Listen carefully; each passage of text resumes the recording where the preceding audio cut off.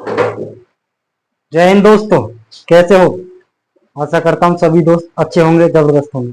आइए चलते हैं अब सेशन की तरफ, जो आपका चल रहा है मैथ में, जो क्लास 11 चल रही है मैथमेटिक्स में। हमने आपको करा दिए हैं कुछ टाइप्स करा दिए हैं समुच्चय के। जो पहला चैप्टर चल रहा है आपका, और इसमें क्या चलेगा, इसमें चलेगा आपका टॉपिक, नेक्स्ट टॉपिक चलेगा आज उपसमुच्चय, जिसको बोलते हैं सबसेट। तो सबसेट क्या होता है, उपसमुच्चय की डेफिनेशन क्या होती है। सबसेट, जो सबसेट होता है वो सेट से ही मिलकर बना होता है। मानकर चलो, जैसे कि आप जिस स्कूल में पढ़ते हो, उसमें जो आपके प्रिंसिपल सर हैं वो एक हेड है। उनके अंतराल, उनके अंदर अंडर में जो आने वाले टीचर होते हैं, वे एक प्रकार से सबसेट माने जाते हैं। मतलब उसका भी एक बाई प्रिंसिपल होता है, तो वो उसका सबसेट होता है। कहने का मतलब यह है, यदि प्रिंसिपल एब्सेंट है तो बाई प्रिंसिपल को वहां पर क्रिया करनी होती है। इसी प्रकार यहां से देखते हैं, मान के चलो सबसेट की डेफिनेशन यहां से क्या बन सकती है कि, मान के चलो कि यहां से आइए समझते हैं, देखते हैं। सबसेट हेडिंग डालिए, सबसेट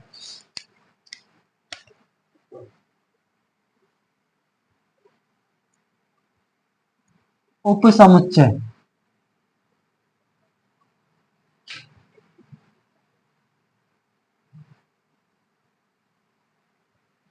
उपसमुच्चय क्या होता है, इसकी डेफिनेशन लिखेंगे। उपसमुच्चय की डेफिनेशन लिखेंगे स्टूडेंट्स।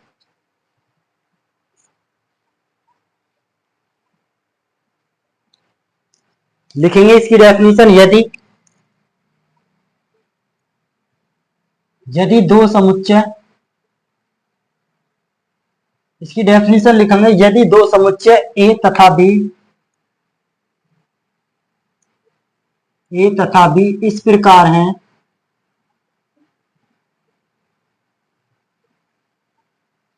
यदि दो समुच्चय ए तथा बी इस प्रकार हैं कि ए का प्रत्येक एलिमेंट अवयव, ए का प्रत्येक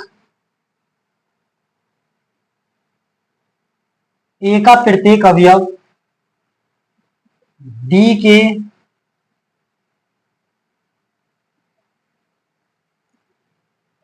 ए का प्रत्येक अवयव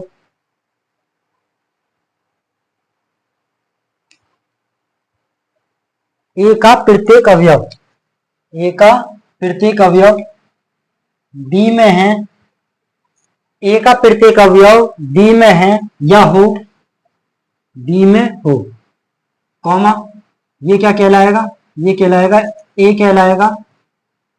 तो हम इसको कह सकते हैं ए उपसमुच्चय होगा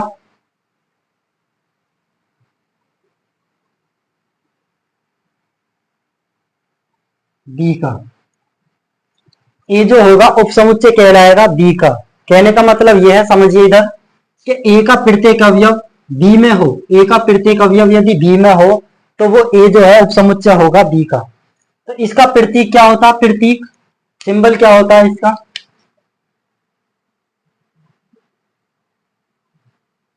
इसका मतलब ये है, ए सबसेट होगा B, A subset is B. इसका मतलब ये हो गया, ए का अवयव, ए का प्रत्येक अवयव, या ऐसे लिख सकते हैं ए उपसमुच्चय है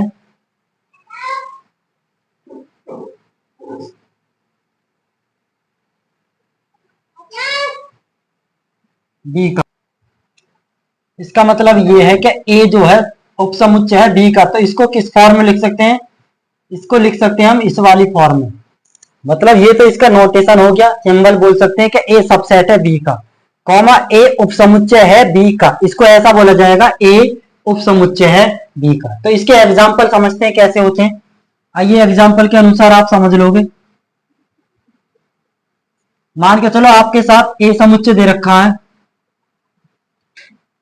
X such that X belongs to capital N, और बी सेट दे रखा आपका, बी सेट ले लेंगे, X such that X belongs to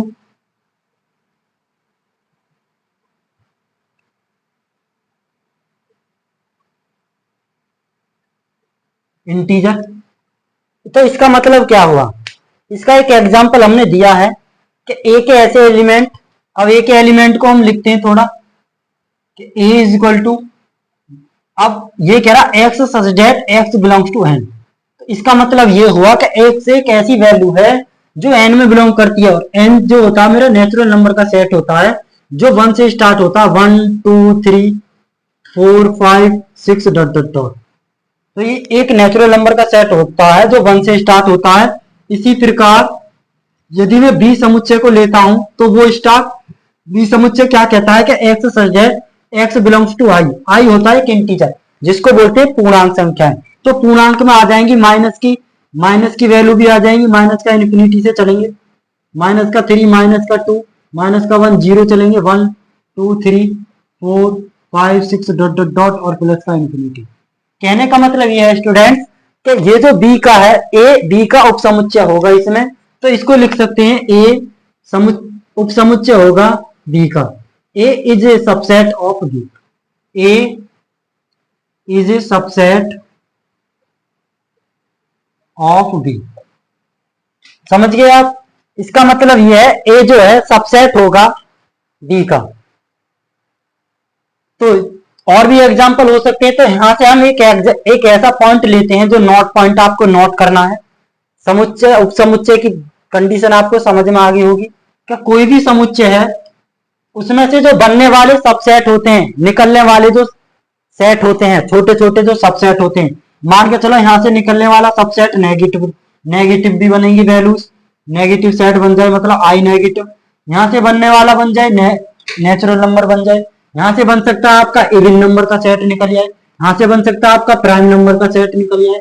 तो कहने का मतलब ये है किसी सेट में से कोई जब छोटे छोटे सेट निकलते हैं तो उन्हीं को बोल दिया जाता है सबसेट, क्योंकि ये वाला पार्ट इसमें से निकला है, ये समझ लो। समझ गए आप, कहने का मतलब ये है कि जिस सेट की उत्पत्ति हो रही है वो उसका सबसेट कहलाता है। मान के चलो बी में से ए आया निकल कर, तो ए जो है बी का सबसेट होगा। ठीक है, ये होता है। तो यहां से नोट पॉइंट लिखते हैं जो फॉर्मूला आपको याद रखना। देखो एक फॉर्मूला होता है आपको लर्न रखना, आपको एन जो होता है वो सबसेट होता है, एन सबसेट होता है डब्ल्यू का, एन सबसेट होता है डब्ल्यू का। सदैव जो ये बातें मैं लिखवा रहा हूं आपको काफी इंपोर्टेंट है कि एन जो होता है वो सबसेट होता है डब्ल्यू का, क्योंकि एन का मतलब होता है नेचुरल नंबर। जो नेचुरल नंबर का सेट होता है वो डब्ल्यू मतलब होल नंबर में से ही बनता है। भाई नेचुरल नंबर का सेट जो होता है 1 2 3 वो होल नंबर में से बनता है। होल नंबर कहां से स्टार्ट होते हैं, जो पूर्ण संख्या होती हैं वो 0 से स्टार्ट होते हैं। तो कहने का मतलब ये है जो 0 से स्टार्ट हो रही है 0 1 2 3, तो 0 को छोड़ दो तो संख्या आने वाली कौन सी है 1 2 3। तो जो संख्या आने वाली है 1 2 3 तो उन्हीं को बोला जाएगा नेचुरल नंबर या प्राकृतिक संख्या। तो कहां से बनी है, ये बनी है आपके डब्ल्यू से। जो डब्ल्यू जो सिंबल होता है वो होता है होल नंबर का सिंबल, जिसको बोला जाता है पूर्ण संख्याएं। समझ गए, तो एन का मान जो होता है, एन के जो नंबर होते हैं वो डब्ल्यू से निकल के आए हैं। कहने का मतलब ये यहां ये समझिए आप। अब जो डब्ल्यू होता है सबसेट होता है, किसका सबसेट होता है,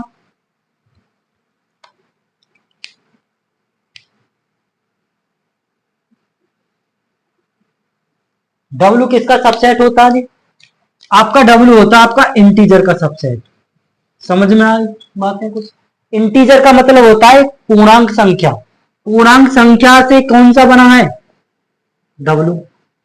होल नंबर निकल के आया जी पूर्णांक में से, पूर्णांक संख्याओं में से तो पूर्ण संख्या बनी है। तो ये जो पूर्ण संख्या होगी जिसे होल नंबर बोलते हैं, तो ये इसका क्या होगा सबसेट होगा। इसी प्रकार हम बोल सकते हैं कि आई जो सबसेट है वो किसका सबसेट होगा बताइए। आई जो होता है कि इंटीजर का सेट होता है वो सबसेट होगा आपका रेशनल नंबर का सबसेट। समझ गए, रेशनल नंबर का सबसेट होता है आई। तो I is subset of Q. तो इसको क्यू क्यों बोला मैंने, क्योंकि इसका एक सिंबल होता है क्यू। क्यू को रिप्रेजेंट करते हैं हम, किससे रिप्रेजेंट करते हैं, परिमेय संख्या से। मतलब जो आई होता है, जो पूर्णांक संख्याएं होती हैं वो परिमेय संख्याएं होती हैं। समझ गए, सभी पूर्णांक संख्याएं परिमेय संख्याएं होती हैं, या वो नेगेटिव है या वो 0 है या फिर 1 2 3 है। तो कहने का मतलब ये है कि निकलने वाली जो क्यू से बनने वाली संख्याएं वो इसका सबसेट होता है। तो दूसरी कंडीशन आएगी यहाँ पर, जो क्यू सबसेट होता है, क्यू भी सबसेट होता है। क्यू किसका सबसेट होता है यहाँ पर? जो क्यू होता है आपका, क्यू होता है आपका रेशनल नंबर का सबसेट। किसका सबसेट होता है? रेशनल नंबर का। क्योंकि जो सॉरी रेशनल नहीं, रियल नंबर का, रियल नंबर का सबसेट होता है ये क्यू। जो क्यू होता है वो एक रेशनल नंबर होता है, और जो आर होता है वो एक रियल नंबर होता है। तो रियल नंबर में से ही बनता है आपका रेशनल नंबर।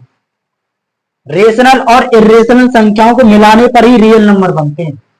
तो इसका मतलब ये हुआ, जो क्यू है, जो आपका परिमेय संख्या है, वो एक सबसेट होगा किसी भी रियल नंबर का, जो होती है आपकी वास्तविक संख्या।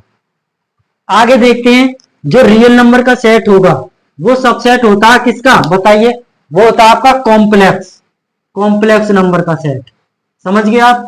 इसको बोला जाता है कॉम्प्लेक्स नंबर। कॉम्प्लेक्स, कॉम्प्लेक्स का एक सेट होता है। इसको क्या बोला जाता है? इसको बोला जाता है रियल नंबर का सेट। इसको बोला जाता है रियल, इसको बोला जाता है रेशनल नंबर। इसको नोट कर लो, इसको बोला जाता है इंटीजर। इसको बोला जाता है होल नंबर, और ये आपका नेचुरल नंबर।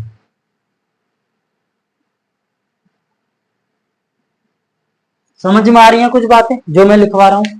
मैं सबसेट को आपको समझाना चाह रहा हूं कि जो सबसेट होते हैं वो क्या होता है। तो सबसेट मैंने आपको समझा दिया। यदि दो कोई समुच्चय ए और बी इस प्रकार हैं कि ए का प्रत्येक अवयव बी में हो, बी में हो, ए का प्रत्येक अवयव किस में हो? डी में हो, तो वो क्या कहलाएगा स्टूडेंट? वो कहलाएगा कि ए सबसेट होगा बी का। आप इस वाली लाइन को याद रखना, ये इसका एक फॉर्मूला होता है। ठीक है, अब यहां से कुछ नोट पॉइंट बनेंगे। एक फॉर्मूला हमने ये लिखवा दिया आपके लिए, काफी इंपोर्टेंट है, ये सदैव आप अपने ध्यान में रखना। अब दूसरा नोट पॉइंट करेंगे, कुछ थ्योरम आ जाती है यहां पर। थ्योरम क्या होती है? थ्योरम को देखते हैं, जिनको बोलते हैं प्रमेय, जिनको बोला जाता है प्रमेय। तो यहां से कुछ बनने वाली कुछ इंपोर्टेंट थ्योरम है। तो फर्स्ट थ्योरम को लिखेंगे, यहां पर लिखेंगे फर्स्ट थ्योरम क्या कहती है? फर्स्ट थ्योरम ये कहती है कि जो फाई होता है, फाई जो रिक्त समुच्चय होता है आपका, आपने रिक्त समुच्चय पढ़ लिया, तो ये एमसीक्यूज में पूछा जा सकता है। 11th 12th क्लास में 5 नंबर के एमसीक्यूज आते हैं, 5 एमसीक्यूज। तो उसमें ये पूछ सकता है कि ये बता दीजिए कि फाई जो होता है, क्या वो प्रत्येक समुच्चय का उपसमुच्चय होता है? तो इसका आंसर होगा यस। जो फाई होता है वो प्रत्येक समुच्चय का उपसमुच्चय होता है। तो यही थ्योरम है, लिख दीजिए। जो फाई होता है, फाई, फाई को बोला जाता है जो रिक्त समुच्चय होता है। क्या होता है जी? रिक्त समुच्चय। जो रिक्त समुच्चय होता है, रिक्त समुच्चय बोलते हैं इसे, जो फाई से रिप्रेजेंट करते हैं, या इसे मंझला कोष्ठ से भी रिप्रेजेंट कर सकते हैं। तो कहने का मतलब यह है कि फाई जो होता है, फाई प्रत्येक प्रत्येक समुच्चय का, प्रत्येक समुच्चय का उपसमुच्चय होता है।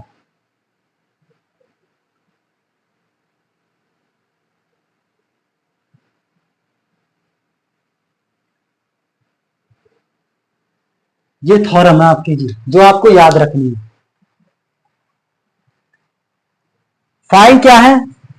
फाई होता है आपका रिक्त समुच्चय, जिसको बोलते हैं null set. The null set, null set जो होता है वो क्या होता है? सबसेट होता है किसका? एवरी समुच्चय, एवरी सेट का। समझ गए आप?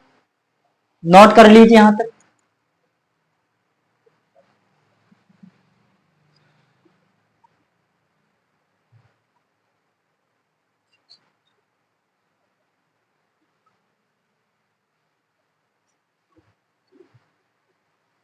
देखते हैं, ये वाला नोट हो गया ऊपर से समझ में। अब दूसरा थ्योरम डालेंगे, सेकंड थ्योरम डालिए।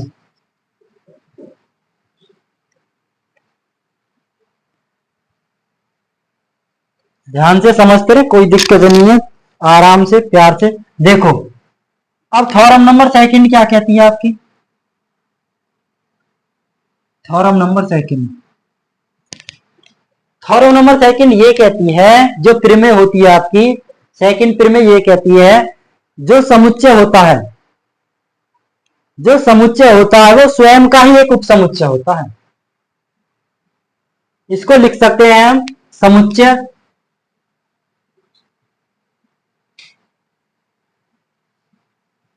एक समुच्चय है मतलब एक सेट है। जो सेट होता है वो खुद का भी एक सबसेट हो सकता है। क्या लिख सकते हैं? समुच्चय स्वयं का भी उपसमुच्चय होता है।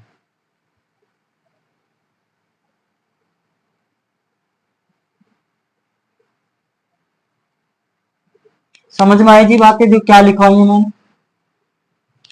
द सेट, जो सेट है ये समुच्चय स्वयं का भी उपसमुच्चय होता है। कैसे? जैसे मान के चलो हम कोई सेट लेते हैं, इसका पहले सिंबल क्या होगा? जैसे ए सेट है तो ए सेट जो होगा वो सेट सबसेट होगा ए का ही। इसको नोट कर लीजिए, ये डेफिनेशन है यहां पर। समझ गए?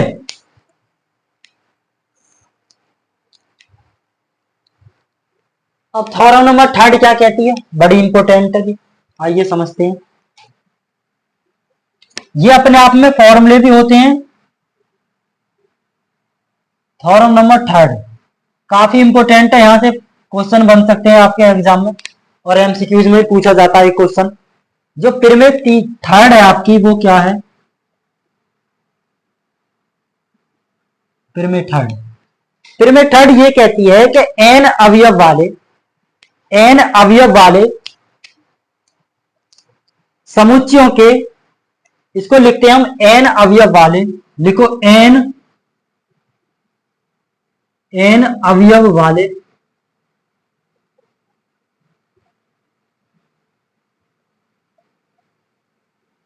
समुच्चयों के, एन अवयव वाले समुच्चय के उपसमुच्चय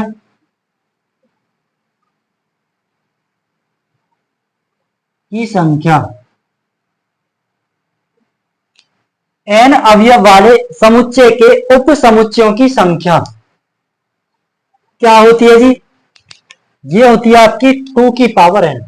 क्या होती है? 2 की पावर एन, 2 की पावर एन होती है। ये फॉर्मूला होता है, इसे नोट कर लीजिए आप।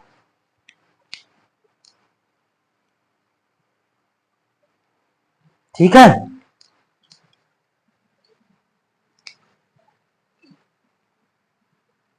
इसको रफ कर दिया जाए।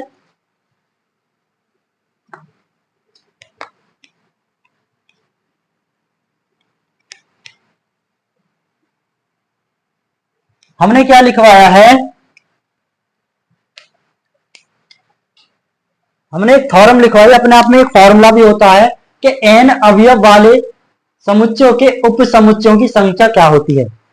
तो इस वाले थ्योरम बेस्ड एक क्वेश्चन लेते हैं, छोटा सा एग्जाम्पल के तौर पर समझते हैं। जैसे मान के चलो आपके सामने एक एग्जाम्पल दे दिया जाए कि ए बराबर कोई सेट दे दिया जाए,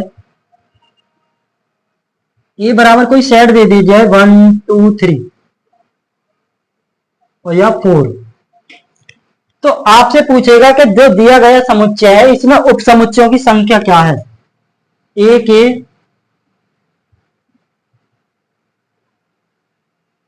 समुच्चय, ए के लिखेंगे समुच्चय,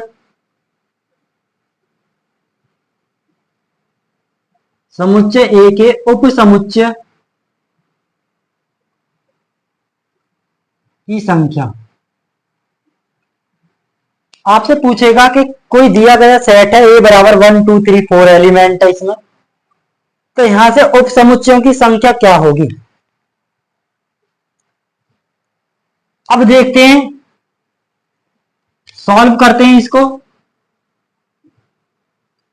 आपके सामने दिया गया है सेट ए बराबर 1 2 3 4, इसमें एलिमेंट कितने हैं? एलिमेंट को एन से रिप्रेजेंट करते हैं। बताइए जो अवयव होते हैं कितने अवयव हैं?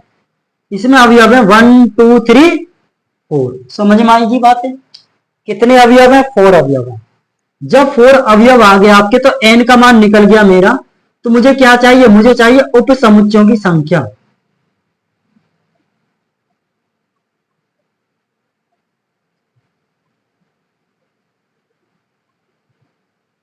उप समुच्चयों की संख्या का फॉर्मूला होता है 2 की पावर n, 2 की पावर n। अब जब 2 की पावर n होता है तो n के स्थान पर 4 पुट कर दीजिए और आंसर निकल जाएगा। 2 की पावर 4 का मान कितना होता है, 16 होता है। तो कितने अवयव आएंगे, हम उप समुच्चयों की संख्या कितनी आएगी निकलकर, 16 आएगी। समझ गए जी आप। एक एग्जाम्पल और लेते हैं दूसरा।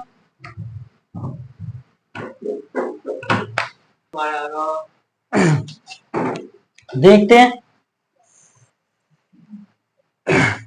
जो होता है ना अनुभाग निकालना, तो उनके एलिमेंट जो होते हैं जैसे c बराबर 12 वैल्यू रख देते हैं और आ जाता है। ऑर्गेनिक केमिस्ट्री का पार्ट होता है। देखते हैं, आइए दूसरा एग्जाम्पल लेते हैं। नेक्स्ट क्या होगा, आपके सामने एग्जाम्पल दे दिया जाता है a is equal to A comma B comma C, 3 element है आपके पास। तो इसमें पूछेगा उप समुच्चयों की संख्या।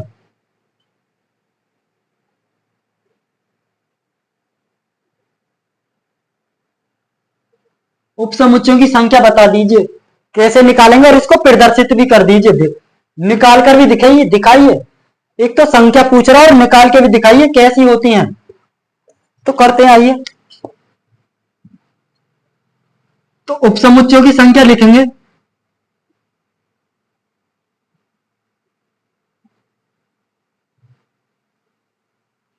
सबसे पहले तो उप समुच्चयों की संख्या का फॉर्मूला होता है 2 की पावर n। 2 की पावर n का मतलब है इसमें कितने एलिमेंट है, 3। तो 2 की पावर 3, इसका मतलब आया 8 आएंगे इसमें निकलकर उप समुच्चय की संख्या। इस वाले सेट से भी उप समुच्चय की कितने संख्या आएंगे निकलकर, 8। किस प्रकार होंगी वे समझते हैं, आइए इधर समझिए। अब सबसे पहले आएगा आपका ए एलिमेंट, समझिए जी, पहला एलिमेंट आ गया। दूसरे नंबर पर आएगा आपका बी समुच्चय, बी समुच्चय ऐसे निकालते हैं इसको। तीसरे नंबर पर आएगा आपका सी समुच्चय, फिर दो दो का पेयर चलेगा ए कोमा बी समुच्चय। इसके फॉर्मूले को डेराइव भी करूंगा, सिद्ध करूंगा कैसा आया है 2 की पावर n। समझिए, इसमें क्या होता है, ए कोमा बी आया, फिर दोबारा लेंगे A comma B, B comma C ले लीजिए, बी कोमा सी। फिर क्या लेंगे इसमें बताइए, 1 2 3 4 5। फिर लेंगे इसमें ए बी और सी, 1 2 3 4 5 6 हो गए। और बताइए और क्या आ सकता है, सी कोमा और आएगा। और बताइए, फिर तो बी कोमा ए भी आना चाहिए।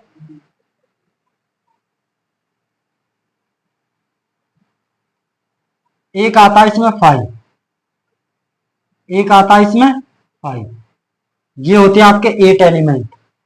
5 भी होता है इसमें, 5 भी आता है, क्योंकि मैंने आपको थॉर्म लिखवाई है कि 5 जो होता है रिक्त समुच्चय, वो याद रखना है कि जो रिक्त समुच्चय होता है जो वो प्रत्येक समुच्चय का उपसमुच्चय होता है। तो इसमें 5 एक एलिमेंट लेना पड़ेगा, समझ गए। एक और थॉरम लिखते हैं, नोट कर लीजिए यहाँ पे, जल्दी से करें नोट जल्दी से।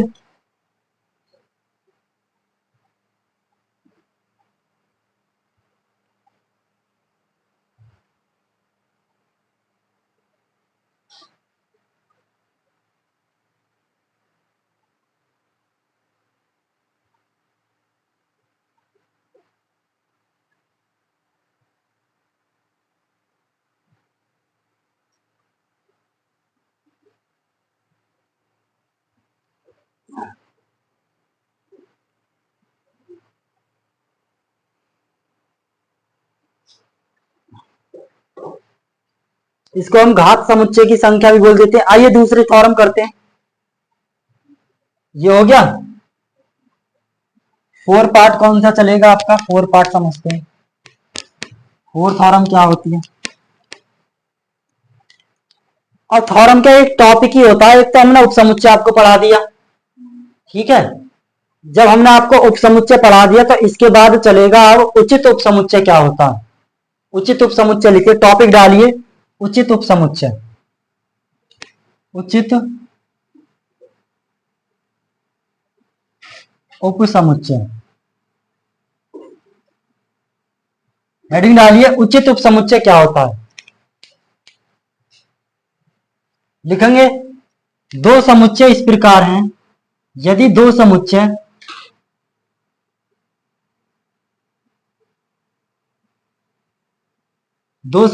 ए तथा बी इस प्रकार हैं कि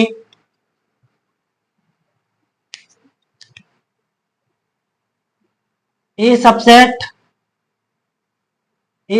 B, A subset equal to B, A subset equal to B and या और एक कंडीशन और होती है इसमें कि A does not equal to B, A does not equal to B. सबसे पहले तो ये होता है, एक तो ये उचित उपसमुच्चय तो होता ही होता है, उसके बाद में एक कंडीशन लग जाती है कि इसके जो एलिमेंट होंगे वो बराबर नहीं आ सकते, इसके एलिमेंट बराबर नहीं हो सकते, बिल्कुल सेम एलिमेंट नहीं आ सकते, उसको बोलते हैं उचित उपसमुच्चय। क्या बोला जाता है? उचित उपसमुच्चय। तो ए को बोलेंगे बी का उचित उपसमुच्चय, तो इसको लिख देंगे ए बी का उचित उपसमुच्चय है। ए बी का उचित उपसमुच्चय है जी। कब होगा? जब ए सबसेट बी और A does not equal to B, A के समुच्चय का एक भी एलिमेंट बी के समुच्चय में मैच नहीं होना चाहिए, वो कहलाएगा आपका उचित उपसमुच्चय। एग्जाम्पल समझते हैं,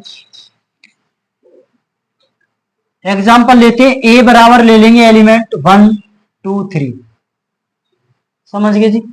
बी बराबर ले लेंगे एलिमेंट 1 2 3 4 और 5। क्या ये बताइए ए समुच्चय बी समुच्चय के समान है?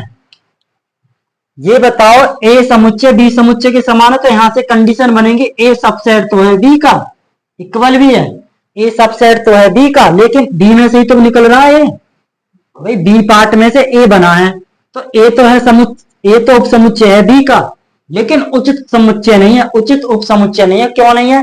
क्योंकि इसके एलिमेंट और इसके एलिमेंट डिफरेंट हैं, अलग अलग हैं, तो इसको लिख सकते हैं, इसमें condition I A does not equal to B, यही इसकी डेफिनेशन होती है। तो यहां से एक फॉर्मूला आएंगे निकाल कर, लिखो फॉर्मूला, नोट पॉइंट लिखो, एक थॉरम भी है एक प्रकार से, इसको हम फोर्थ थॉरम बोलेंगे। लिखेंगे एन अवयव वाले, लिखो एन अवयव वाले, एन अवयव वाले लिखते हैं, एन अवयव वाले, एन अवयव, एन अवयव वाले समुच्चय की उचित उपसमुच्चय की संख्या, उचित उपसमुच्चयों की संख्या क्या होती है जी? बराबर में लिख दीजिए फॉर्मूला, ये होता है 2 की पावर n और माइनस का 2, ये फॉर्मूला होता है आपका 2 की पावर n माइनस का 2। आपको याद रखना है कि n अवयव वाले समुच्चय के उचित उपसमुच्चय, उचित उपसमुच्चयों की संख्या क्या होती है? 2 की पावर n माइनस का 2। समझ गए इस बात को? नोट कर लीजिए जल्दी से।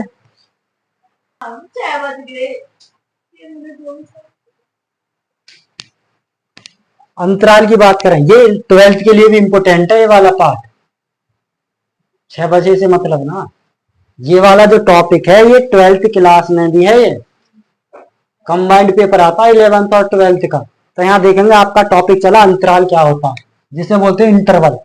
तो ये 4 प्रकार का होते हैं ये अंतराल। कितने प्रकार के होते हैं? 4 प्रकार के अंतराल होते हैं। वो 4 प्रकार कौन कौन से हैं जो नीचे लिखे हुए हैं आपके सामने। समझ रहे हैं आप। सबसे पहला विवृत, सबसे पहला कौन सा, विवृत या खुला अंतराल बोलते हैं। कैसा भी आ सकता है एग्जाम में, विवृत नाम भी आ सकता है, ये हिंदी का वर्ड होता है। विवृत, संवृत, अर्धविवृत और संवृत, समझ गए। तो विवृत क्या होता है, विवृत को बोलते हैं ओपन, खुला हुआ, खुला इंटरवल। इसको दूसरी लैंग्वेज में बोलते हैं खुला अंतराल, और इंग्लिश में बोलते हैं ओपन इंटरवल। ओपन इंटरवल, इसका चिन्ह क्या होता है, साइन। इसका चिन्ह होता है ये वाला, क्या होता है, ये वाला इसका चिन्ह, ये ब्रैकेट, छोटा ब्रैकेट से इसे रिप्रेजेंट करते हैं। ऐसा समझो, इसको किससे रिप्रेजेंट करते हैं, छोटे ब्रैकेट से रिप्रेजेंट करते हैं, स्मॉल ब्रैकेट से। जहां स्मॉल ब्रैकेट मिल गया और उसके अंदर जो एलिमेंट है, तो उसकी एक डेफिनेशन बनती है ओपन इंटरवल की। क्या होता है खुला अंतराल, ये होता है कि एक्स एक ऐसी संख्या है जो बिलोंग करती है किसी रियल नंबर में। जो ए पार्ट है, ए और बी है, वे रियल नंबर के ही पार्ट होते हैं। जो ए और बी संख्या है आपके सामने अंक, वो रियल नंबर के ही पार्ट होते हैं। तो इसमें ओपन की डेफिनेशन क्या बनी ओपन इंटरवल की, क्या, ऐसा सेट जो एक्स बिलोंग करता है आर में। समझ गए, ऐसी संख्या जो एक्स एक ऐसी संख्या जो बिलोंग करती है कैपिटल आर में, और आर क्या होता है, रियल नंबर का सेट होता है, सबसे बड़ा सेट होता है रियल नंबर का। ठीक है, तो ये इस प्रकार है, सच डेट का मतलब होता है इस प्रकार है कि A less than equal less than x और लेस देन बी। इसका मतलब है एक्स एक ऐसा मान है जो ए से तो बड़ा है और बी से छोटा है, तो उसको हम क्या बोलेंगे, उसको बोला जाएगा ओपन इंटरवल। और इसको सिंबल, और क्या होता है इसका सिंबल, यदि इसको हम रेखांकित भाषा में बात करें, तो ये जो आपके सामने दिख रहा है इसको ले लेंगे ओपन, तो हमने ओपन कर दिया, खोल दिया यहाँ पर। इसी प्रकार ओपन यहाँ पर भी, तो ए और बी के मान ओपन हो गए, यहाँ से यहाँ तक की दूरी, तो ये बोला जाता है, क्या बोलते हैं इसे, इसे बोलते हैं ओपन इंटरवल। समझ गए। दूसरे की बात करें जो होता है संवृत, या बोलते हैं इसे बंद अंतराल। बंद अंतराल क्या होता है, इसे बोलते हैं क्लोज्ड इंटरवल। क्लोज्ड इंटरवल में क्या होता है, इसमें इसको सबसे पहले तो हम प्रदर्शित करते हैं जो इसका बड़ा ब्रैकेट होता है, लार्ज ब्रैकेट आपके सामने दिख रहा है, इसको बोलते हैं क्लोज। तो इसमें क्या होगा, क्लोज का मतलब होता है इसमें इक्वल टू आर आ जाएगा। तो X belongs to R such that इस प्रकार है कि ए की वैल्यू जो है वो एक्स से छोटी है और बराबर भी है एक्स के।